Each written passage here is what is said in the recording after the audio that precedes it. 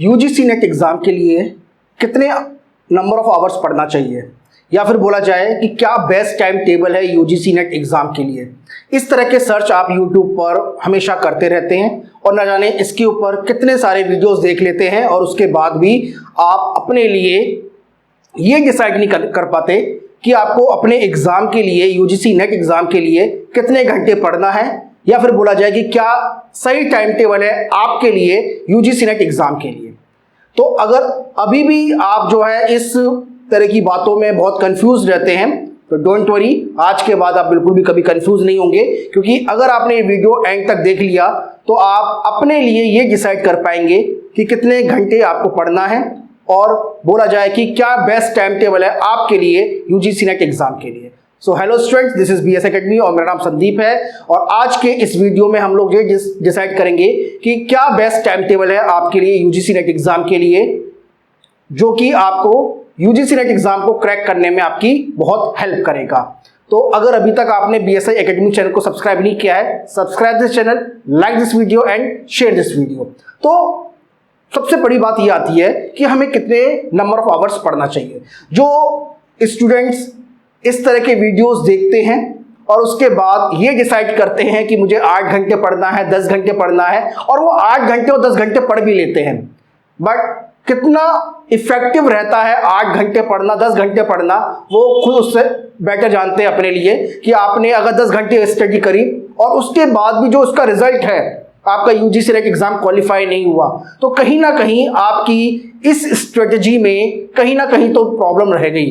But एक वो candidate है जो केवल 3 आवर्स पढ़कर या फिर 4 आवर्स पढ़कर डेली बेसिस पर यूजीसी नेट एग्ज़ाम को क्वालिफाई कर लेता है। तो क्या सही बेटर अप्रोच थी उस कैंडिडेट की जिसने 4 आवर्स स्टडी करने के बाद भी अपना यूजीसी नेट एग्ज़ाम क्वालिफाई कर लिया? तो इन बातों को आज हम लोग डिस्कस करते हैं। तो पहली बात तो ये आती है, जो सबसे इंपॉर्टेंट बात ये है कि जब भी आप अपने लिए टाइम टेबल बनाएं या फिर आप ये डिसाइड कर लें कि आपको क्या पढ़ना है, तो उससे पहले आपको हमेशा प्लान करना पड़ेगा। You have to plan everything a day before. और ये इसलिए ज़रूरी है कि आपको अगले दिन क्या पढ़ना है उसकी प्लानिंग जो है मुझे आज करनी पड़ेगी। और प्लानिंग करने के लिए सबसे ज़्यादा हम लोग जो मैटर को एक तरह बोला जाए कि हम लोग जो फोर्स करते हैं, हम लोग ये फोर्स करते हैं कि हम लोग नंबर ऑफ आवर्स कितने पढ़ने हमें चाहिए। आप कभी भी अगर ये देखकर अपनी पढ़ाई करते हैं यूजीसी नेट एग्ज़ाम की कि मैं आज 8 घंटे पढ़ूंगा, मैं आज 6 घंटे पढ़ूंगा, तो आप कहीं ना कहीं गलती कर रहे हैं। क्यों गलती कर रहे हैं मैं आपको बताता हूं। आपने एक हफ्ते तक देखा कि मैंने 8 घंटे पढ़ाई की, बट अगर आप उसको एनालिसिस करें कि आपने वाकई में ही डेली बेसिस पर ये जो 8 आवर्स की स्टडी करी है और आपने हफ्ते में 7 दिन स्टडी करी है, तो 7 × 8 तो आपका मतलब होता है 56 आवर्स। अब ये 56 आवर्स में पूरे 56 घंटे में आपने कितनी स्टडी करी है इफेक्टिवली? अगर आप उसको एक वीक के बाद एनालिसिस करेंगे तो आपको पता चल जाएगा कि वाकई में आपने कितनी स्टडी की है। तो हम लोग जो क्या करते हैं, हम लोग इस पे ज़्यादा फोर्स करते हैं कि हमें कितने घंटे पढ़ना है। टॉपर जो है 12 घंटे पढ़ते हैं, टॉपर 10 घंटे पढ़ते हैं, तो मैं भी अपने लिए 12 घंटे पढ़ूंगा या पढ़ूंगी। इस तरह से डिसीजन लेना आपके लिए सबसे ज़्यादा प्रॉब्लम क्रिएट करता है। कभी भी इस बात को देखकर ये डिसाइड मत कीजिए मुझे 8 घंटे पढ़ना है, मुझे 10 घंटे पढ़ना है। पहली बात तो ये आती है कि जब भी हम लोग अपने लिए नंबर ऑफ आवर्स एलोकेट करते हैं तो हमें कुछ बातों का ध्यान में रखना जरूरी है। We have to understand what are the things we have to remember. हमारी जो स्टडी है वो 2 पेपरों के लिए है, पेपर 1 और पेपर 2। तो पेपर 1 और पेपर 2 के लिए के अकॉर्डिंग ही हमको अपना जो टाइम का जो डिवीज़न है वो करना है। अगर आप 4 आवर्स भी पढ़ते हैं, मैं आपको 4 आवर्स के लिए बोलूँगा, ज़्यादा मैं बोलता भी नहीं हूँ। अगर आप 4 आवर्स ले रहे हैं और 1.5 घंटे आप पेपर 1 को दे रहे हैं, तो 2.5 घंटे आप पेपर 2 को दे रहे हैं, तो ध्यान रखिएगा, क्योंकि आपका जो पेपर का जो वेटेज है, वो नंबर ऑफ क्वेश्चंस है वो 150 क्वेश्चंस आएंगे, 300 मार्क का पेपर है। तो आप देखेंगे पेपर 1 का 100 मार्क्स का पेपर है और पेपर 2 का जो है आपका 200 मार्क्स का पेपर है, तो दोनों का जो रेशियो है मोटा मोटा देखा जाए 67% आपका पेपर 2 आता है, 33% आपका पेपर 1 आता है। तो आपको अपना डिवीजन, टाइम का जो डिवीजन है इसी के अकॉर्डिंग करना पड़ेगा। अब आपको ध्यान आती है बात कि आपने टाइम का डिवीजन कर लिया। अब आपको एक और बात ध्यान रखनी है कि जब भी आप स्टडी करते हैं तो आपको अपने लिए जिस दिन स्टडी करनी है, एक तो आपको टाइम डिवीजन करना है पेपर 1 में, पेपर 2 में। दूसरा आपको ध्यान रखना है कि आपको डेली बेसिस पर हमेशा हर दिन कुछ ना कुछ नया पढ़ना है। और तीसरी बात आपको ध्यान रखनी है कि आपको डेली बेसिस पर रिवीजन करना है। इस तरह से आपको इन बातों का ध्यान रखना है। और एक बात और इंपॉर्टेंट बात कि आपको डेली बेसिस पर मल्टीपल चॉइस क्वेश्चन सॉल्व करने हैं। तो 4 चीजें ध्यान रखेंगी। आपको अपना टाइम पेपर 1 और पेपर 2 के अकॉर्डिंग डिवाइड करना है। आपको न्यू कंसेप्ट डेली पढ़ने हैं। आपको रिवीजन जो है डेली करना है। आपको डेली जो है मल्टीपल चॉइस क्वेश्चन सॉल्व करने हैं। इन बातों को आपको ध्यान में रखना है डेली बेसिस पर और उसी के अकॉर्डिंग आपको अपना टाइम डिवाइड करना है या टाइम टेबल बनाना है। अब हम लोग क्या करते हैं, हम लोग टाइम टेबल बनाते हैं। अब टाइम टेबल बनाते कैसे कि भाई मॉर्निंग में 6 o'clock उठूंगा या 5 o'clock उठूंगी, फिर मैं ब्रेकफास्ट करूंगा, फिर मैं अपने पढ़ने बैठ जाऊंगा, फिर मैं इतने घंटे पढ़ूंगा, फिर मैं आफ्टरनून में थोड़ा रेस्ट करूंगा, फिर मैं अपने लिए इतने नंबर ऑफ आवर्स पढ़ूंगा।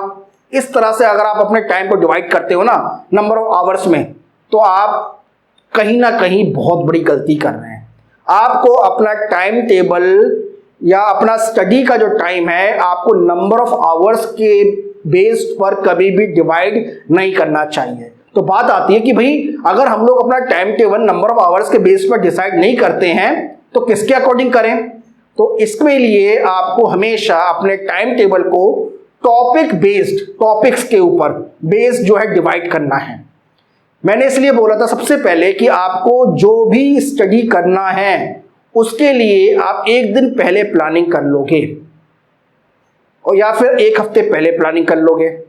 पूरा प्लान कर लिया अपने लिए डिवाइड कर लिया, टाइम टेबल डिवाइड कर लिया और उन टॉपिक के अकॉर्डिंग जो है अपना टाइम टेबल बना कि इस दिन मुझे ये 4 टॉपिक कवर करने हैं। अब इन 4 टॉपिक को कवर करने के लिए मुझे 1 घंटा लगता है, 3 घंटे लगते हैं, 6 घंटे लगते हैं या 8 घंटे लगता है, वो डिपेंड करता है आपको। पर ध्यान रखिएगा ये 4 टॉपिक आपकी न्यू टॉपिक हैं। इसके अलावा आपको कुछ टाइम अपने रिवीजन के लिए भी देना है और कुछ टाइम आपको मल्टीपल चॉइस क्वेश्चन सॉल्व करने के लिए भी देना है। तो इस तरह से आप अपना टाइम डिवाइड करेंगे। अगर आपने इस तरह की स्ट्रेटजी को फॉलो कर लिया कि आपको अपना टाइम जो है नंबर ऑफ आवर्स की डिवाइड करने की बजाय नंबर ऑफ टॉपिक्स में डिवाइड करें, क्या पढ़ना है आपको ये डिसाइड कर लें, क्या रिवीजन करना है ये डिसाइड कर लें और क्या मल्टीपल चॉइस क्वेश्चन, कौन कौन से मल्टीपल चॉइस क्वेश्चन आज सॉल्व करने ये डिसाइड कर लें एक दिन पहले, तो डेफिनेटली अगर आपने इस तरह से स्टडी कर ली यूजीसी नेट एग्जाम के लिए, आपका एग्जाम 100% क्वालिफाई होगा। आपको कोई भी रोक नहीं सकता आपके यूजीसी नेट एग्जाम को क्वालिफाई ना करने पर। तो अब इसके लिए आपको क्या करना है, आपको अपने पूरे टाइम को डिवाइड करना है छोटे छोटे ब्लॉक्स के अंदर। देखिए जब हम लोग एक ही टॉपिक को लगातार स्टडी करते रहते हैं और उसके बाद भी वो हमसे नहीं कंप्लीट हो पा रहा, तो कहीं ना कहीं आपके कंसंट्रेशन में प्रॉब्लम आ रही है। इसलिए आप अपने टाइम को स्मॉल यूनिट्स में डिवाइड कर दें। वो स्मॉल यूनिट 30 मिनट्स भी हो सकती है, वो 1 आवर्स भी हो सकती है। और आप क्या करें, जिस टॉपिक को आप जैसे आपने टाइम टेबल बना के रखा है, जो भी रखा है, आप हमेशा हर दिन के लिए एक अलग से एक शीट बनाएं कि आज मैंने कौन कौन से तो न्यू टॉपिक कवर किए थे, किन किन टॉपिक्स का मैंने रिवीजन किया था और किन किन टॉपिक के ऊपर मैंने मल्टीपल चॉइस क्वेश्चन सॉल्व किए थे, और उसको आप मार्क करते जाइए डेली बेसिस पर। तो आपने अपने लिए ये जो टाइम डिवाइड किया है इसको हम लोग कहते हैं टाइम ब्लॉकिंग टेक्निक। क्या कहते हैं? Time blocking technique. और ये टाइम ब्लॉकिंग टेक्निक जो है सबसे एफिशिएंट तरीका है अपने टाइम को यूटिलाइज करने का, जिससे हम लोग जो है एक इफेक्टिव स्टडी कर सकते हैं। तो जिन टॉपिक को आप डेली बेसिस पर कवर करते हुए जा रहे हैं, आप उनके आगे टिक लगाते जाइए। इसलिए मैंने बोला कि आप अपने लिए टाइम टेबल जो है डेली बेसिस का टाइम टेबल बनाएं, किन टॉपिक को कवर करना है उसके टाइम पर बनाएं, और जब भी वो टॉपिक कवर फिनिश हो जाता है उसके आगे टिक लगा दें। ये मेरा आज का दिन था।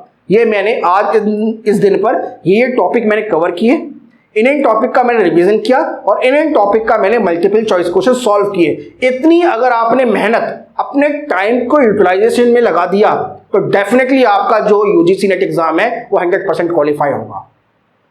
अब इससे क्या होगा, इसका एक सबसे बेस्ट तरीका यह है कि जब हम अपने आप को इस बात में, अपने दिमाग को इस बात पे फोकस कर लेते हैं कि मैं 8 घंटे पढ़ूंगा, तो आपका जो मेन फोकस है वो नंबर ऑफ आवर्स को कंप्लीट करने में रह गया।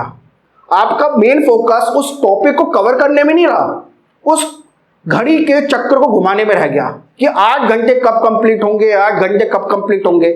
और उतना हम लोग फोकस जो है उन घड़ी को घुमाने में लगा देते हैं। अगर हम अपना फोकस टॉपिक को फिनिश करने में लगाए ना, अब उस टॉपिक को फिनिश करने में कितना समय लग रहा है इसको छोड़ दीजिए, आपको टॉपिक कंप्लीट करना है बस। तो आप देखेंगे कि आपका माइंड ने आपको उस टॉपिक को कवर करने के लिए फोकस कर लिया। अब आपका जो ध्यान है ना वो कभी घड़ी पर जाएगा ही नहीं। इसलिए मैं कभी भी जब स्टडी करता हूं तो मैं स्टडी जो करता हूं मैं कभी भी वॉच को देख के नहीं देता, मेरे कमरे में मैं क्लॉक भी नहीं लगाता, क्योंकि कहीं ना कहीं ये जो टाइम का जो क्लॉक का जो डिवीजन है ना ये हमारे कॉन्सेंट्रेशन को कम करता है। तो इसी को करने से आपको भी बचना है। इसलिए जब आपको फ्री टाइम मिलता है आप अपने फ्री टाइम को फिल करिए। और फिल कैसे होगा? आपको टॉपिक कवर करने से। तो आप बोलोगे कि तो सर क्या फिर हम लोग हमेशा पढ़ते ही रहेंगे? नहीं, ऐसा नहीं है। आपको केवल वो टॉपिक कवर करने हैं जिन टॉपिक को आप उस दिन के लिए आपने चूज किया है, और एक बार वो फिनिश हो जाए दैट्स इट। आपको उस दिन कुछ नहीं करना। आपको इसलिए पढ़ना कम है, उसको फोकस ज्यादा करना है। और फोकस कब होता है? ज्यादा रिवीजन करने से। और रिवीजन कैसे अच्छा होगा इसके लिए मैंने पहले वीडियो आपके लिए बनाया हुआ है। अगर आपने नहीं देखा जाके देखिएगा, उसका लिंक मैंने वीडियो के डिस्क्रिप्शन में डाल दिया है। और इसलिए अपने टाइम को, फ्री टाइम को यूटिलाइज करें। अब बात आती है कि सर सबसे सही टाइम समय कौन सा है पढ़ने का? मॉर्निंग का समय, इवनिंग का समय, आफ्टरनून का समय, इवनिंग का समय, नाइट का समय। जो टाइम पर, जिस टाइम पर आप सबसे ज्यादा फोकस रहते हैं, कॉन्सेंट्रेट रहते हैं, आप उस समय पढ़ लीजिए। इसमें कुछ भी नहीं रखा कि मैं नाइट में पढ़ूंगा, मैं इवनिंग में पढ़ूंगा, मॉर्निंग में पढ़ूंगा।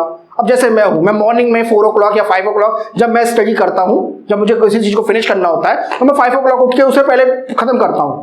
कोशिश करता हूं कि ज्यादा से ज्यादा उसको समय को मैं यूटिलाइज कर सकूं, मॉर्निंग के समय को, क्योंकि जब उस समय कम डिस्ट्रैक्शन होता है, ज्यादा फोकस कर पाता हूं मैं अपने एक्टिविटीज के अंदर, अपनी पढ़ाई के अंदर। तो आप भी अपने अकॉर्डिंग अपने टाइम को चूज करिए और इसमें फोकस करना कम बंद कर दीजिए कि मुझे कितने घंटे पढ़ना है। कितने भी घंटे पढ़ लीजिएगा, यूजीसी नेट एग्जाम क्वालिफाई नहीं हुआ ना तो वो नंबर ऑफ आवर्स 0 हो गए आपके। और इसलिए आपको ध्यान में रखना है इस बातों को कि आपको अपने टाइम को प्रॉपरली यूटिलाइज करना। यूटिलाइज टाइम का तब होता है जब उसे हम लोग नंबर ऑफ आवर्स की जगह पर अपने टाइम को ब्लॉक करना स्टार्ट कर दें। ठीक है। अब इसके बाद अपनी स्टडी में कंसिस्टेंसी लाना बहुत जरूरी है। ये बात मैं हमेशा कहता हूं कि आप एक बार इस तरह के टाइम टेबल को आपने अगर 1 month तक फॉलो कर लिया ना, आप इस टाइम टेबल को छोड़ ही नहीं पाओगे। डेफिनेटली एक बार करके देखिएगा और आपका यूजीसी नेट एग्जाम को क्वालिफाई होने में कोई भी नहीं रोक सकता। ये एश्योरेंस मैं आपको दे रहा हूं। बस आपको स्टडी करना है इस तरह से। अब बात आती है कि अपने टाइम को किस तरह से यूटिलाइज करें, है ना। यूटिलाइज इसलिए तरह से हो पाएगा जब आप उस पर ज्यादा फोकस कर पाएंगे। तो आई होप आपको आज का इस वीडियो में समझ में आया हुआ कि किस तरह से पढ़ना है, कैसे पढ़ना है, क्या टाइम टेबल पढ़ना है और कितने घंटे पढ़ना है ना। तो ये कोई भी व्यक्ति ये कहता है ना कि मैं इतने घंटे पढ़ता हूं, 10 घंटे करता हूं, 15 घंटे पढ़ता हूं, वो ठीक है, पढ़ते होंगे भाई। आपको इस पे फोकस नहीं करना, वो कितने घंटे पढ़ना है, कितने टॉपिक में कवर करना है, कौन से टॉपिक कवर करने हैं, इस पे ज्यादा फोकस करना है। क्योंकि एग्जाम में टॉपिक आएगा, वो टाइम नहीं आएगा। ठीक है, तो इसी बात को फोकस करते हुए आपको पेपर में ध्यान देना है। और ये सीरीज में हम लोगों ने काफ़ी सारे वीडियोस बनाए हुए हैं, अगर अभी तक आपने उनको देखा नहीं तो जाके भाई देख लीजिएगा, वीडियो के डिस्क्रिप्शन में लिंक है उनके। हमारा व्हाट्सएप नंबर भी गिवन है, हमारे कोर्स रिलेटेड किसी भी क्वेरी को आप हमारे व्हाट्सएप पे पूछ सकते हैं। और इसके अलावा कोई भी क्वेश्चन है, कोई भी कमेंट है यूट्यूब पे करना है, आप कर सकते हैं। तो अगर अभी तक आपने इस चैनल को सब्सक्राइब नहीं किया है, subscribe this channel, like this video and please share this video. मिलते हैं नेक्स्ट वीडियो में एक न्यू टॉपिक के साथ। Thank you.